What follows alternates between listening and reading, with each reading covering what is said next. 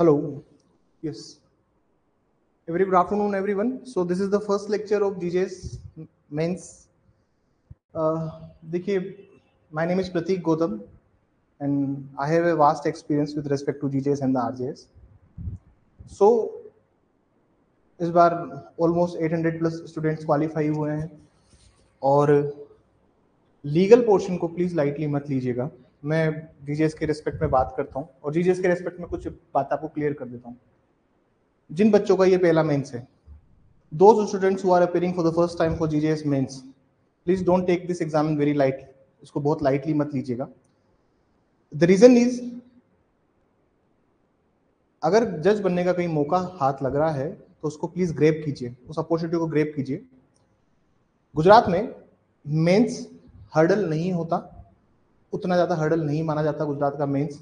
Paper easy होता है, straight forward questions पूछे जाते हैं, डायरेक्टली आंसर देने वाले सवाल होते हैं, वो सब अपनी जगह है सर, ठीक है। गुजरात के लिए जो सबसे बड़ा हर्डल है, if you look at the hurdle, what the hurdle in Gujarat, it is not the means, it is the interview. जो भी बच्चे इंटरव्यू में सेलेक्ट होते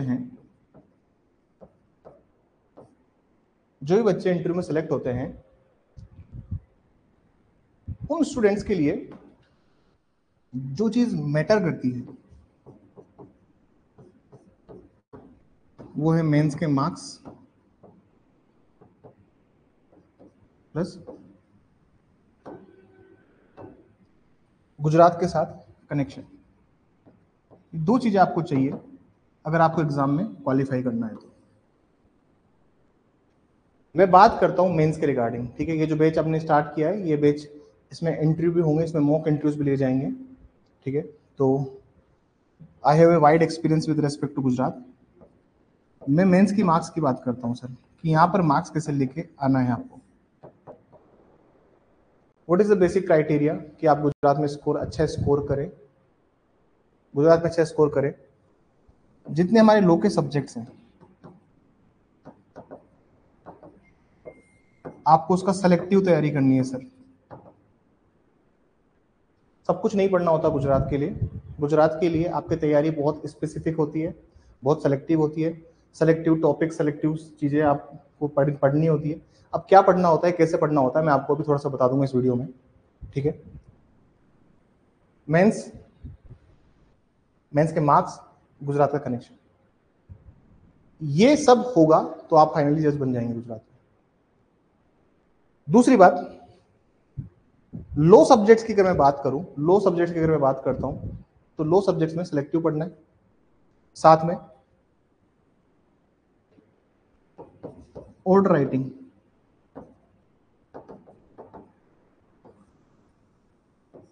सिविल में भी और क्रिमिनल में भी आपको ये भी पढ़ना होगा। और इसकी क्लासेस भी हमारी होगी, इसकी भी मैं इनफ प्रैक्टिसेस आपको कराऊंगा। क्या एसेंशियल पॉइंट्स उसमें लिखने हैं, क्या रीजनिंग आपको देनी है, उसके रिगार्डिंग भी we will discuss a lot with respect to order writing. Gujarat में जजमेंट राइटिंग नहीं आती, अभी तक नहीं आई है। यहाँ पर ऑर्डर राइटिंग आती है। सिविल में जैसे अमेंडमेंट की एप्लीकेशन का ऑर्डर राइटिंग पूछ लिया इन्होंने, या फिर रिसीवर अपॉइंट का एक ऑर्डर राइटिंग पूछ लिया, टेम्परेरी का ऑर्डर राइटिंग पूछ लिया। कहाँ पर कैसे क्या पॉइंट्स लिखने हैं आपको ये सब पता होना चाहिए। क्रिमिनल में बेल ऑर्डर्स यूजुअली आते हैं, और क्या बेल ऑर्डर्स हैं, क्या उनके लैंडमार्क जजमेंट्स हैं जो आपको मेंशन करने हैं while writing the bail order, हम उसके रिगार्डिंग भी डिस्कस करेंगे, ठीक है। अब नेक्स्ट 40-45 डेज जो हमारे पास हैं, इसमें हमारा टारगेट यही होगा कि हम 12 अक्टूबर के पहले कोर्स को खत्म करें। ऑलमोस्ट 4-5 फुल लेंथ के मॉक्स हम ऑर्गेनाइज करें। इस बैच में क्या क्या आपको अवेलेबल होगा, इस बैच में क्या क्या अवेलेबल होगा, आपको कंटेंट, मटेरियल, क्लासेस, टेस्ट, हर सब्जेक्ट का इंडिविजुअल टेस्ट होगा, और मैं स्पेसिफिक सवाल आपको बताऊंगा, उसको आपको तैयार करना है, ठीक है। स्पेसिफिक क्वेश्चंस का मतलब क्या होता है सर? स्पेसिफिक क्वेश्चन का मतलब होता है ये, जैसे these are the some important questions जिनके पीछे आपको तैयारी करनी है, जो आपको सब्जेक्ट तैयार करने हैं for the purpose of examination. जैसे this is for the CRPC, CrPC में ये सारे वो सवाल है, we have compiled entire PDF, जो सवाल अभी तक आए हुए हैं, पूछे हुए हैं, एक पूरा पीडीएफ हमने तैयार किया है। अगर आप इसको देखेंगे तो सीआरपीसी के रिगार्डिंग 40 क्वेश्चन है सर, अराउंड 40 क्वेश्चन है। फिर आईपीसी में भी सेम सर 30 to 40 क्वेश्चन है। यही सिर्फ तैयार करना है, इसके बाहर नहीं जाना आपको, और यही चीजें पूछी जाती है सर। बिल्कुल ईजी जैसा लिखा हुआ है वैसा ही पूछा जाता है, टू द पॉइंट पूछा जाता है, अलग से कुछ तैयार नहीं करना। मैं आपको प्रीवियस ईयर के पेपर्स भी दिखा देता हूँ अभी, जो हमारे पास कंपाइल किए हुए हैं सारे साल के पेपर्स, ये भी आपको हेल्पफुल रहेंगे। जैसे मैं आपको जीजीएस के पेपर्स दिखाऊं तो जितने हमने पिछले साल के कंपाइल किए हैं वो सारे पेपर्स आपको इसमें मिल जाएंगे। 2017 से लेकर सारे पीडीएफ, ये 17 का पेपर था, 17 से लेकर जितने भी बारी एग्जाम हुआ है, यू विल गेट एवरीथिंग। ठीक है सर, पेपर बहुत आसान होता है, आपको एक फैक्चुअल बैकग्राउंड में मिल जाएगा इससे कि कैसे आपको तैयारी करनी है, किस हिसाब से आपको अप्रोच करना है सब्जेक्ट को। और शेड्यूल, जो लोग जुड़े हुए हैं उनको शेड्यूल मिल चुका होगा कि किस दिन किस सब्जेक्ट की क्लास है, किस दिन टेस्ट है और किस दिन, तो हर अल्टरनेट डे पे क्लास और हर अल्टरनेट डे पे टेस्ट है। तो आपको एक दिन का समय मिलेगा, जो क्लास हुई है उसके रिगार्डिंग आप तैयारी कीजिए, टेस्ट दीजिए। ठीक है सर, मेन फोकस ये होना चाहिए आपका इस पेपर के लिए कि आपको इसमें मैक्सिमम स्कोर करना है, और मैक्सिमम स्कोर तभी हो पाएगा। देखिए सर, गुजरात में जीजीएस में ट्रू फॉल्स भी पूछे जाते हैं। आप सोचिए मेंस में अगर ट्रू फॉल्स आपसे पूछ रहे हैं तो 10 के 10 वहां से सही होने चाहिए। वो तैयारी आप करके जाइए, जितना मैक्सिमम स्कोर आप लेके आ पाएंगे। जैसे 200 में से आप अगर 140 प्लस स्कोर जाते हैं, 130 प्लस स्कोर जाते हैं, तो डेफिनेटली आपके चांसेस बहुत हाई है इस एग्जाम में, इंटरव्यू में निकलने के। क्योंकि देखिए रिजेक्शन इंटरव्यू में 10 ग्राउंड हो सकते हैं रिजेक्शन के इंटरव्यू में, लेकिन अगर मेंस में स्कोर अच्छा है और सिस्टमेटिकली अप्रोच के साथ तैयारी करी है तो आप रिजेक्ट नहीं होंगे, ये मैं आपको बोल के देता हूँ। ठीक है सर, तो प्लीज हमारा पहला लेक्चर है आज का सीपीसी का, सिविल का। ठीक है सर, सिविल का सब्जेक्ट है। और जैसे इस जो पीडीएफ मैंने आपको दिखाया अभी, इसमें हम लोगों ने सारे फॉर्मेट्स कंपाइल किए हुए हैं। ठीक है ना, ये तो क्रिमिनल के सारे सब्जेक्ट्स हैं, और इसके बाद में सिविल के सारे सब्जेक्ट्स हैं, the code of civil procedure code. ठीक है सर, सारे सिविल और क्रिमिनल के जितने भी सब्जेक्ट्स हैं सबको कंपाइल किया हुआ है कि किस सब्जेक्ट में आपको क्या पढ़ने का है, उसी के पीछे जाने का है, और वही आपको उसी की आपको तैयारी करनी है। गुजरात जीजेएस एक अच्छी अपॉर्चुनिटी देता है जज बनने की, जिस स्टूडेंट का आरजेएस का मेंस भी है और जिनका जीजेएस का मेंस भी है। मैं हमेशा ये कहना चाहूंगा, जब तक डेट नहीं आती आरजेएस मेंस की, गो फॉर द जीजेएस मेंस। और जो कॉमन सब्जेक्ट्स उनको आइडेंटिफाई कीजिए और दोनों एग्जाम्स को क्रैक कीजिए। मेरा तो ये कहना है, दोनों एग्जाम्स के लिए आप जा सकते हैं। ठीक है सर, चलिए स्टार्ट करते हैं सीपीसी से। Let's start with the CPC part. ठीक है, देखिए, ठीक है सर, सीपीसी में स्टार्ट करते हैं। आज सीपीसी में जो हम क्वेश्चन डिस्कस करेंगे, we will discuss from order 1 to order 20। ठीक है सर, और साथ में डिस्कस करेंगे 1 to 35B तक हम लोग डिस्कस करेंगे आज। और यहाँ से क्या सवाल बनते हैं, किस चीज पे आपको एम्फेसिस करना है, तो मैं आपको देखिए, राजस्थान में मैं बहुत सारे डीप क्वेश्चन भी बताता हूँ, लेकिन यहाँ पर बिल्कुल ऊपर से चीजें पूछी जाती है। But if you are prepared enough for the paper, Rajasthan में हम लोग डायरेक्ट लिखते हैं, और मैं यही रिकमेंड करता हूँ राजस्थान में कि आपको डायरेक्ट लिखना है। बट जहाँ पे बात होती है गुजरात के मेंस की, गुजरात में अगर आप मेंस लिख रहे हैं तो डायरेक्ट लिखने से काम नहीं चलेगा। You don't have to write the direct के साथ में आपको अदर कंटेंट भी लिखना पड़ेगा, क्योंकि देखिए वहां पर स्पेस कैसे होता है, कॉपी का स्पेस में आपको थोड़ा सा समझा देता हूँ। जो लोग पहली बार मेंस लिख रहे हैं, ठीक है सर, वहां पे पूरी कॉपी रहती है, और वो जो 40 पेज या 35 पेजेस की कॉपी होती है, उसमें सिर्फ वो लोग ये इंस्ट्रक्शन देते हैं कि जो भी आप सवाल सोल्व कर रहे हैं उसके बाद लिखना स्टार्ट कीजिए, और जब भी कोई नया आंसर आप लिखें तो वो प्लीज फ्रेश पन्ने से स्टार्ट करें। जैसे मान लीजिए मेरा ये जो आंसर है, ये आंसर कंटिन्यू होकर यहाँ खत्म हो जाता है, तो मैं इस पेज छोड़ दूंगा और मैं नए पेज से आंसर लिखना स्टार्ट करूंगा। ये यहाँ पे ये चीज होती है। जबकि राजस्थान में हमको लिमिटेड स्पेस मिलता है, इसी स्पेस में 3 मार्क्स का आपको आंसर लिखना है, लेकिन ये ऐसा गुजरात में नहीं होता। तो कहने का मतलब क्या है सर, कि आपसे क्या चीज मांगी जाएगी, you have to write the direct as well as the other provisions, case laws. जैसे हम अपने एलएलबी में एग्जाम्स लिखते थे, सेम वही पैटर्न फॉलो कीजिएगा गुजरात में। अगर आपको मैक्सिमम मार्क्स लेके जाने हैं तो केस लॉस लिखिए, लो प्रोविजंस लिखिए, लीगल पॉइंट्स लिखिए, जो आपको उसको समझ में आता है आप वो लिख के आइए। जैसे रेस जुडिकेटा पूछा तो रेस जुडिकेटा लिखना ही है, साथ में उसके 8 एक्सप्लेनेशंस भी लिखिए, तभी आपको अच्छा स्कोर हो पाएगा। और आंसर राइटिंग की हैबिट फास्ट कीजिए। देखिए पेपर 3 घंटे का होता है, लेकिन पेपर उतना लेंदी नहीं होता जितना बाकी स्टेट के मेंस होते हैं। तो हमारे पास ये अपॉर्चुनिटी है कि हम मैक्सिमम स्कोर कर पाए यहाँ से। और मैक्सिमम स्कोर तभी उसी कंडीशन में पॉसिबल है, मैक्सिमम स्कोर उसी कंडीशन में पॉसिबल है जब आपने मल्टीपल पेपर्स लिखे हों, मल्टीपल मॉक पेपर्स दिए हों और आपने आंसर राइटिंग की हो इनफ, तभी आप उस पेपर को कर पाएंगे। ठीक है सर। मैं ऑर्डर 1 to 20A तक डिस्कस करूंगा और सेक्शन 1 to 35B तक डिस्कस करूंगा, ठीक है, आज की क्लास में। और हम देखेंगे कि क्या क्या पढ़ना है और क्या क्या आपको तैयार करना है for the purpose of mains को लेके क्या पढ़ना है और किस हिसाब से उसकी आपकी तैयारी रहेगी। ठीक है, क्लासेस को मैं थोड़ा सा एक्सटेंड कर दूंगा, क्लासेस की स्पीड को मैं बढ़ा दूंगा टिल आफ्टर फर्स्ट वीक। ये जो फर्स्ट वीक का हमारा जो फर्स्ट शेड्यूल दिया है मैंने आपको, जिस दिन एक शेड्यूल कंप्लीट हो जाएगा मैं क्लासेस की स्पीड को बढ़ा दूंगा। ठीक है सर, एक दिन में एक क्लास और उसकी उसी दिन उसका टेस्ट भी मैं कंडक्ट करवा दूंगा, क्योंकि मुझे 12 अक्टूबर का टारगेट मेरे दिमाग में है। मेरा एक ही पर्पज है कि बिफोर 5 अक्टूबर, 5 अक्टूबर के पहले आपका कोर्स कंप्लीट हो जाए, फुल लेंथ में आपको प्रोवाइड करा दूं लास्ट 7-8 दिन में देने के लिए, अपेयर करने के लिए मैं आपको फुल लेंथ देना स्टार्ट कर दूं। उसमें ट्रू फॉल्स होगा, उसमें ऑर्डर राइटिंग होगी और उसमें मैं ऑर्डर राइटिंग क्लासेस भी कंक्लूड करूं। ठीक है, that is my primary target to the GGS mains students. ठीक है सर, हम स्टार्ट करते हैं। देखिए, सबसे पहले डेफिनेशन क्लोज। सीपीसी में अगर मैं बात कर रहा हूं एग्जाम पॉइंट ऑफ व्यू से, डेफिनेशन क्लोज में द डेफिनेशन ऑफ डिक्री, इस एग्जाम को लिखने के दो ही मीडियम है, या तो गुजराती या फिर इंग्लिश मीडियम, उसके अलावा कोई थर्ड अल्टरनेट मीडियम नहीं है। Decree, judgment and order. दो डेफिनेशन और से याद कीजिएगा, मीन प्रॉफिट या बहुत से लोग उसको मैसने प्रॉफिट बोलते हैं, और एक है लीगल रिप्रेजेंटेटिव। बस ये 5 डेफिनेशन याद कीजिए आप एग्जाम के लिए, इसके बाहर नहीं आएगा। This is the 5 definition you have to learn from the definition clause. Definition clause से सिर्फ इसी को याद कीजिएगा। ये 5 डेफिनेशन है that is important with respect to GJS. ठीक है sir. Now coming to the section part,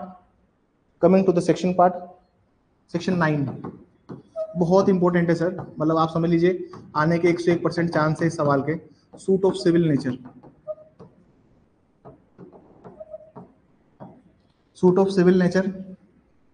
nature, उसके दोनों एक्सप्लेनेशंस मेंशन कीजिएगा, उसके दोनों एक्सप्लेनेशन भी मेंशन कीजिएगा।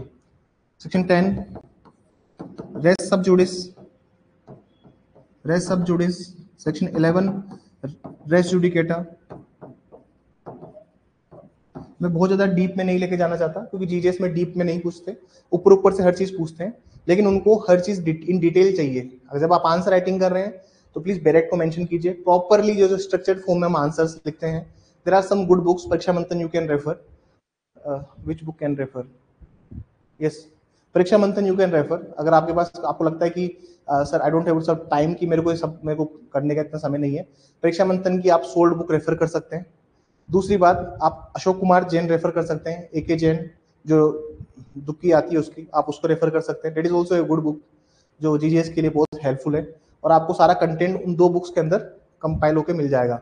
You can refer both these 2 books, these are the wonderful books with respect to GGS के लिए ठीक बुक है वो। ठीक है सर, आप उनको रेफर कर सकते हैं। अगर आप सेक्शन 11 लिख रहे हैं तो इसके प्लीज एक्सप्लेनेशंस मेंशन कीजिएगा, जो इसके 8 एक्सप्लेनेशंस हैं, please mention all those explanations. इनको सबको आपको मेंशन करना है। ठीक है सर, इन सबको आपको मेंशन करना है। ठीक है, now come to other part. अगर आप बाकी प्रोविजंस देखेंगे तो foreign judgement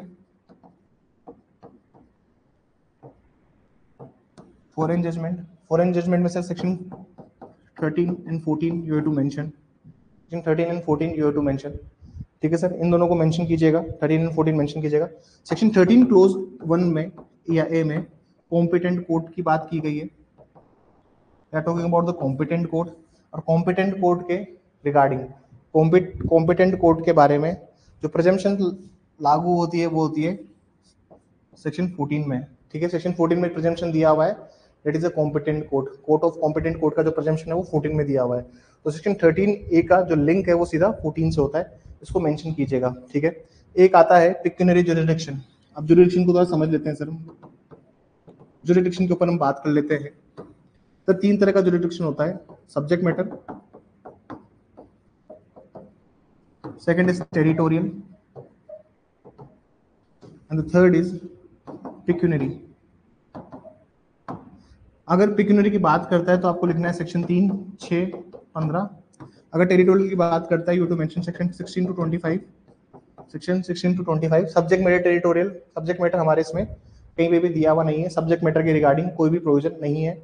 so territorial and the pecuniary there are the specific provision you have to mention within that regard. आपको ये मेंशन करना होगा, ठीक है सर, आपको ये मेंशन करना होगा. और जो 16 to 25 में जो इंपॉर्टेंट है वो 16 इंपॉर्टेंट है, 17, 18 एंड 20 इज इंपॉर्टेंट, और 21 और 21A. You to mention these two provisions as well. You to mention these two provisions as well. अब मैं आता हूं ऑर्डर 1 पे. ऑर्डर 1 में अगर आपको इंपॉर्टेंट क्वेश्चन है that is order 1 rule 8. Order 1 rule 8 is very important. It is representative suit. Representative suit को जब भी आप आंसर लिखे तो इसमें आप हमेशा ये बात लिखना, numerous party having same interest. ठीक है सर. यहाँ पर बहुत सारे बच्चे कोर्स ऑफ एक्शन कर देते हैं, कोर्स ऑफ एक्शन नहीं आता सर, इसमें आता है same interest. Numerous persons having the same interest, ये जो वर्ड है इसको स्पेसिफिकली यूज किया गया है. So please mention those point in that regard. इसमें आपको ऑर्डर 7 रूल 4 भी मेंशन करना है. ऑर्डर 7 रूल 4 आप इसमें मेंशन कीजिएगा. अपार्ट फ्रॉम इट, इसके अलावा what you have to mention sir, apart from it you have to mention order 23 rule 3B.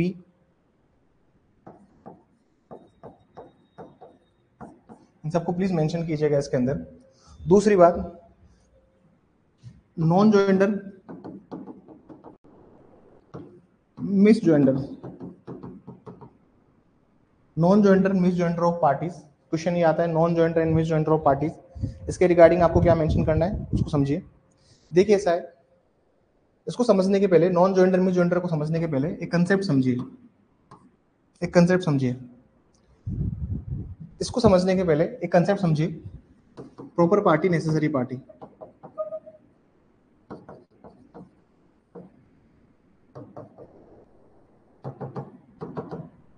Proper party necessary party क्या होती है सर, इसको एक बार थोड़ा सा हम लोग समझेंगे और उसके बाद फिर मैं आगे आपको आगे फर्दर आपको इन चीजों के बारे में बताऊंगा. What is proper party and what is necessary party. What is proper party and what is necessary party. Sir proper party वो पार्टी होती है कि कॉम्प्रिहेंसिव सूट के लिए उस पार्टी का होना जरूरी है, और नेसेसरी पार्टी वो होती है कि विदाउट उस पार्टी के there will be no execution. Without execution is not possible. इसको हम प्रॉपर पार्टी और नेसेसरी पार्टी कहते हैं. ठीक है. अब क्या होता है सर, नॉन जॉइंडर का मतलब होता है कि कंडीशन ऑफ ऑर्डर 1 रूल 1 और ऑर्डर 1 रूल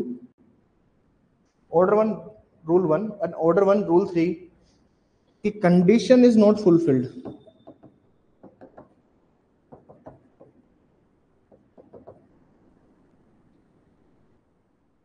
कंडीशन फुलफिल्ड नहीं है. ऑर्डर 1 रूल 1 क्या है और ऑर्डर 1 रूल 3 क्या है सर, समझिए.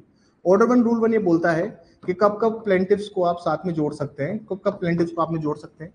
ऑर्डर 1 रूल 3 बोलता है कब कब हम डिफेंडेंट को साथ में जोड़ सकते हैं, तो ये कहता है सर कि जब कभी ऑर्डर 1 रूल 3 की कंडीशन फुलफिल नहीं है, although joint as a party, तो ये केस होता है नॉन जॉइंडर.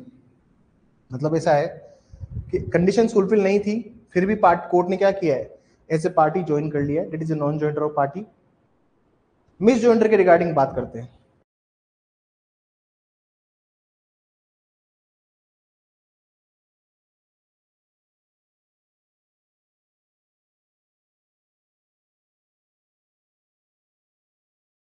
जरूरी है आज तो.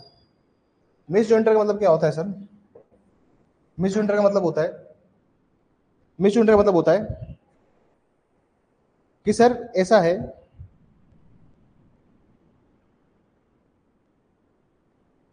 कंडीशन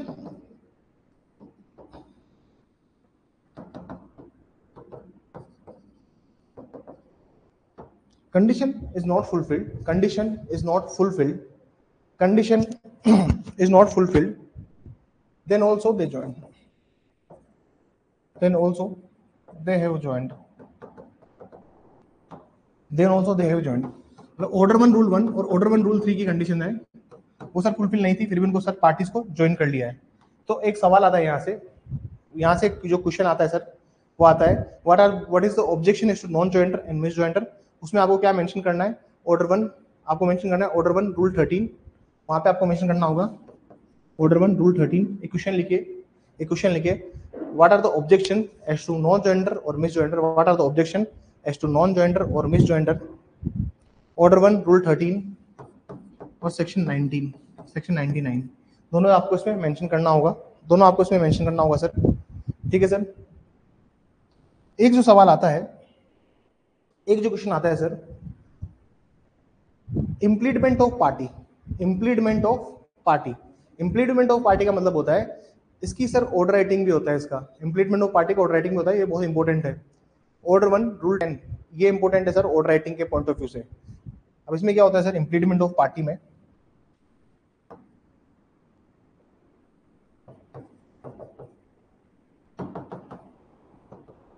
कि कब कब किसी पार्टी को जोड़ा जा सकता है। ठीक है, अगर कोर्ट को ठीक लगता है कि कोई पार्टी जोड़नी है तो कोर्ट सुओ मोटो या फिर on the application of the party court इसमें जोड़ सकता है। इसकी एप्लीकेशन इसकी भी ऑर्डर राइटिंग में सर इसकी भी एप्लीकेशन आती है ऑर्डर राइटिंग के अंदर, इसको भी प्लीज एक बार देख लीजिएगा आप लोग। ठीक है सर। दूसरी बात करते हैं हम लोग order 1 rule 10A amicus curiae, इसके रिगार्डिंग भी इसको तैयार कीजिएगा। तो ऑर्डर 1 के अंदर आपको 4-5 सवाल है जो आपको तैयार करने हैं, that you have to prepare those questions.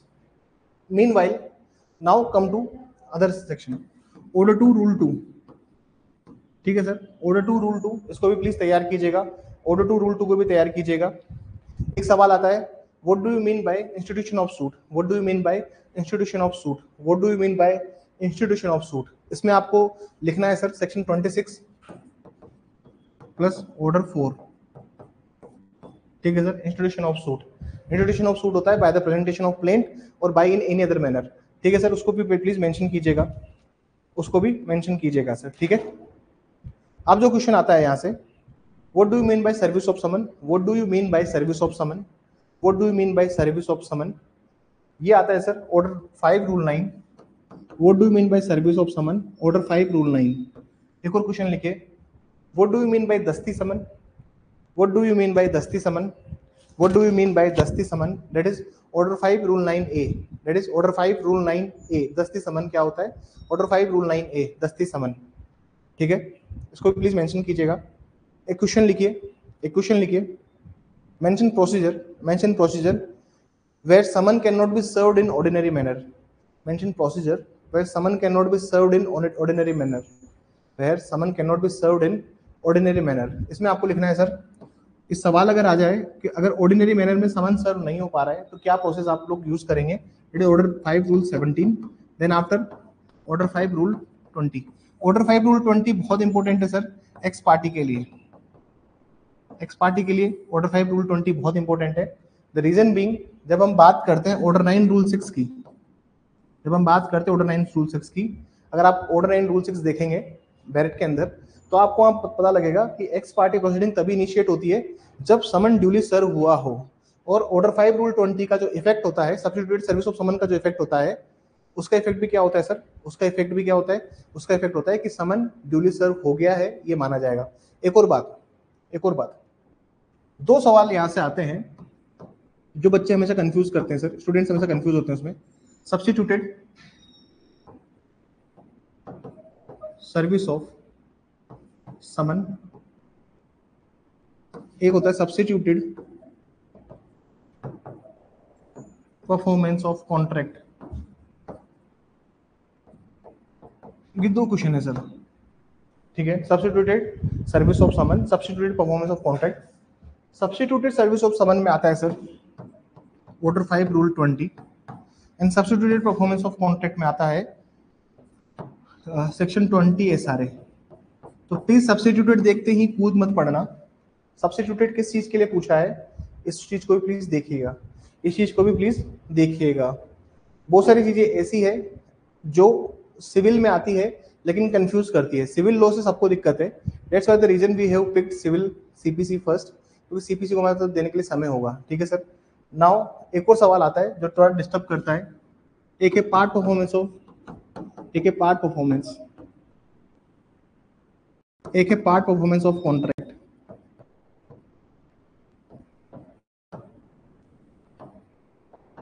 Part performance of contract is section 12 SRA। Part performance is section 53A TPA। In provisions में कंफ्यूज मत होइएगा, ठीक है सर। प्रॉपरली आंसर लिखिए, इनके प्रॉपरली आंसर लिखिए, इन प्रोविजंस में कंफ्यूज मत होइएगा। There is one more provision जो कि थोड़ा कंफ्यूज करता है। One is ratification and the other one is rectification of instrument, that is section 26 SRA। और ये है sir section 196 to 200 Indian contract act, special contract. ये कुछ सिमिलर टर्म्स हैं, तो प्लीज आप तैयारी कर रहे हैं तो तीन चार चीजें ऐसी है जिनको आपको थोड़ा सा समझ के आंसर देना होगा। बहुत हेवायर तरीके से आपको रही, बस एक शब्द पकड़ा और आपने एंड यू स्टार्ट राइटिंग, ठीक है ना। वॉमिटिंग नहीं करनी है सर, सवाल अच्छे से पढ़िए देन स्टार्ट राइटिंग। बिल्कुल सिंपल है सर। मेंस में स्कोर होगा तो रैंक लगेगी, रैंक लगेगी तो इंटर में बाहर नहीं हो गए, मैं आपको इस चीज के लिए अश्योर करता हूँ। But first of the thing is that you have to score very well in the mains examination. Score अच्छा रखोगे तो हमेशा चांसेस होते हैं that you will qualify into next attempt, ठीक है सर। आप नेक्स्ट स्टेज पर पहुंच पाएंगे और वो उसी चीज से हो सकता है, तो आप समझते हैं, ठीक है सर। अगला सवाल लिखिए, what do you mean bye verification? What do you mean bye verification? What do you mean by verification? That is order 6 rule 15, that is order 6 rule 15, that is order 6 rule 15, that is order 6 rule 15। एक सवाल लिखिए please. What do you mean by amendment of pleading? What do you mean by amendment of pleading? What do you mean by amendment of pleading? Please इसमें लिखिएगा order 6 rule 17, 18, section 152, 153। These are the general provisions, these are the general provisions, these are the general provisions, ठीक है। एक case का नाम लिखिए जो हमें ऑर्डर राइटिंग में हेल्प करेगा। मैं अभी इसका केस का नाम लिखा रहा हूँ, किसका नाम लिखिए, हमें ऑर्डर राइटिंग में हेल्प करेगा। J Ram Manohar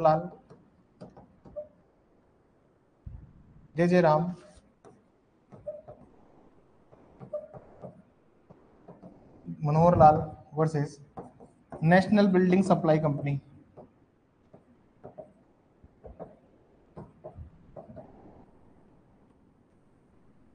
national building supply, this is 1969। अब ये होता क्या चीज है सर, समझिए। मान लीजिए आपके पास में एक प्रॉब्लम आई, मान लीजिए हाइपोथेटिकल प्रॉब्लम आई आपके सामने, और प्रॉब्लम में ऐसा हुआ कि एक पार्टी ने अमेंडमेंट के लिए एप्लीकेशन लगाई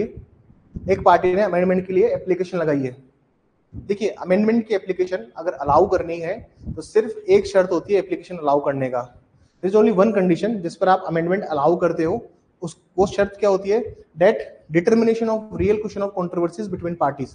आप पढ़िएगा order 6 rule 17, you kindly look at order 6 rule 17, वहां पे लिखा हुआ है to determine the real question and controversies between the parties. सिर्फ यही शर्त होती है, this is only condition, this is only requisite condition to allow the amendment, ठीक है सर।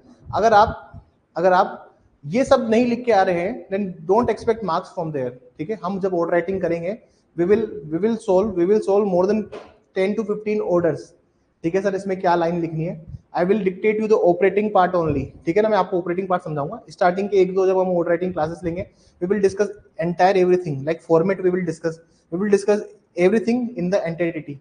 लेकिन जब हम लोग सिर्फ उसका ऑपरेटिंग पार्ट उसको मेंशन करेंगे and we will understand what are these things, what you have to write in the particular column. Suppose कीजिए एक पार्टी ने एप्लीकेशन लगाई है for the amendment of pleading, दूसरी पार्टी बोल रही है कि सर इसकी जो एप्लीकेशन है वो फ्रीविलेस है और ये जो है ये सिर्फ और सिर्फ कोर्ट का टाइम खराब करने के लिए इसने लगाई है। दूसरी बात पार्टी ये भी बोलती है कि जो एप्लीकेशन जो इसने लगाई है इससे nature of civil suit change हो जाएगा या फिर real question on controversy determine नहीं हो पा रही है, you have to mention a case law in that. जब आप उसको रिजेक्ट करेंगे उस एप्लीकेशन को, you to mention a case, तो केस लिखेंगे ये वाला, और इसमें क्या गाइडलाइंस हेल्ड करी है कोर्ट ने उसको लिखिए। कोर्ट ने क्या गाइडलाइंस हेल्ड करी है कि हमको अगर मान लीजिए मेरे को एप्लीकेशन अलाउ ही नहीं करनी है, सपोज कीजिए I don't want to allow such kind of application जो अमेंडमेंट के लिए हो, तो क्या ग्राउंड मेरे को मेंशन करने होंगे, लिखिए। Court can not allow the amendment application in following condition, the court cannot allow amendment application in following conditions: न्यायालय न्यायालय न्यायालय निम्नलिखित परिस्थिति में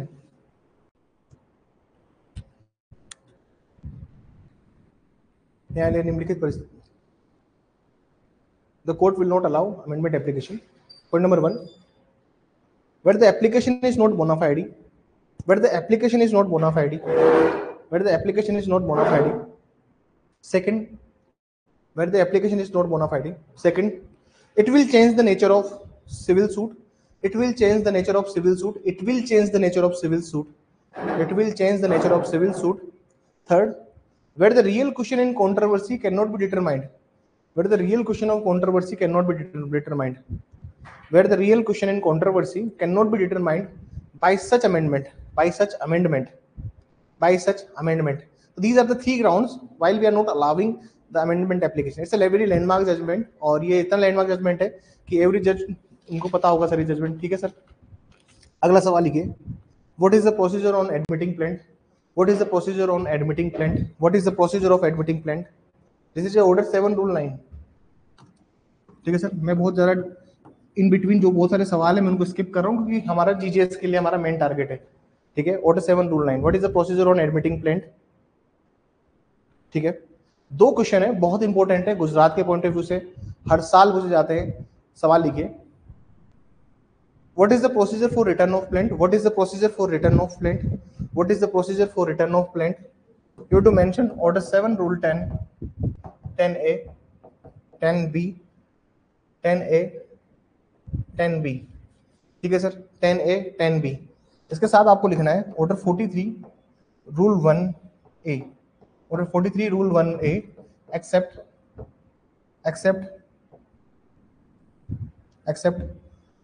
rule 10A. Rule 10A except rule 10A. ठीक है sir.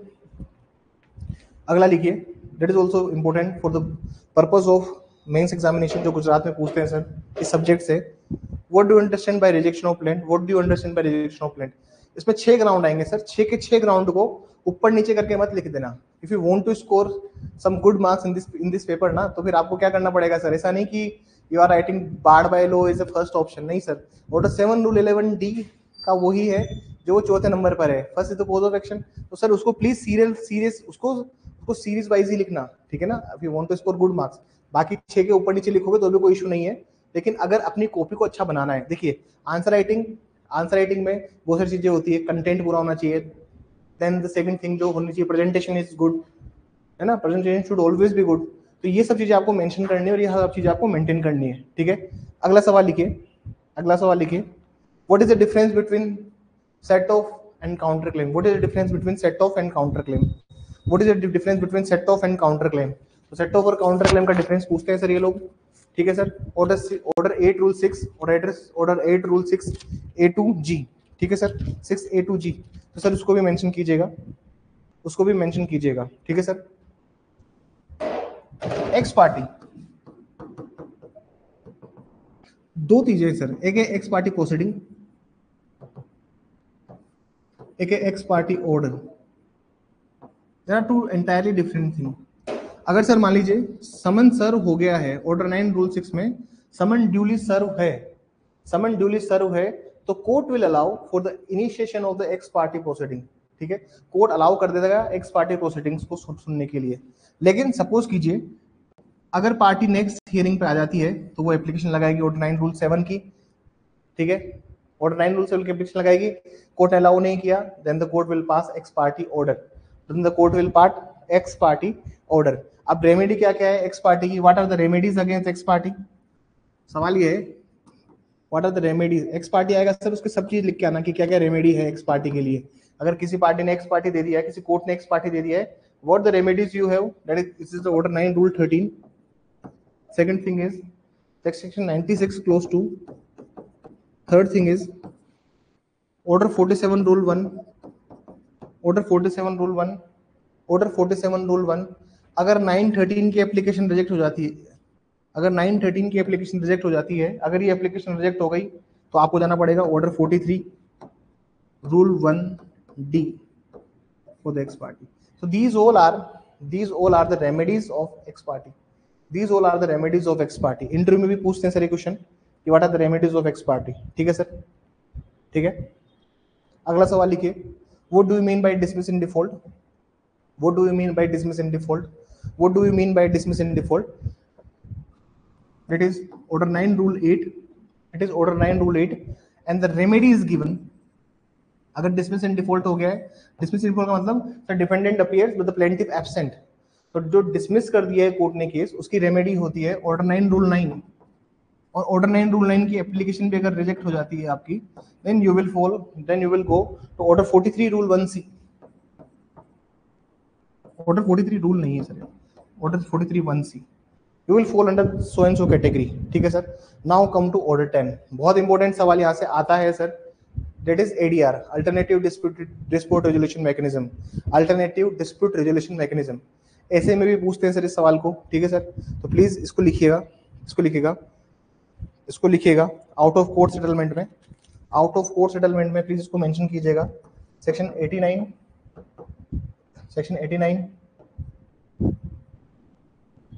Rule 1A 1B 1C, rule 1A 1B 1C इसको mention कीजिएगा। केस का नाम लिखिए, केस का नाम लिखिए, लैंडमार्क जजमेंट है सर इसमें एक।